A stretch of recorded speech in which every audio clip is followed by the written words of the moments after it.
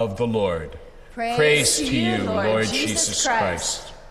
My friends, we like beginnings and endings. It's very important to us to know the beginning and the ending. We start school, we end school. As Christians, we like to ritualize beginnings and endings. We have baptisms, we have funerals, we have a wedding day, we have birthdays, anniversaries. And how hard it is for us, especially when we're confronted with a time that we have to say goodbye at one of those endings. Maybe if someone was sick or suffering, or we move away, or we leave school, we have to say goodbye. Today's Feast of the Ascension celebrates an ending and a beginning, an absence and yet a presence. The angels speak to the women at the tomb, if we remember at Easter time, and they said, "Why do you look for the living among the dead?"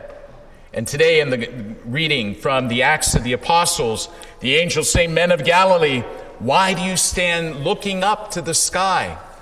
You see, what we celebrate is Jesus present here. He's present with us. The women at the tomb, they were looking in grief and death, and Jesus wasn't there. The men were looking up at the sky, and he wasn't there. He was inside of their heart and their soul. He was their very breath and their life.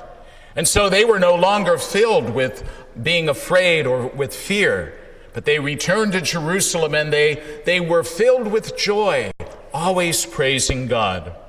Jesus returns and takes his place at the right hand of the Father, but fully alive with the apostles, fully alive with us. In his spirit of compassion and humility and justice, love, a divine love that enables each and every one of us to carry on with faith and love what Jesus left us to do, in what we do, in what we say. That divine love which enables us to love one another, to turn the other cheek, and to accept the crosses that come our way, filled with joy. A love that enables us to forgive, to forget.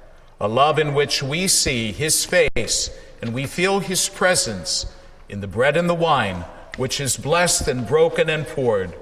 Today is about beginnings and endings.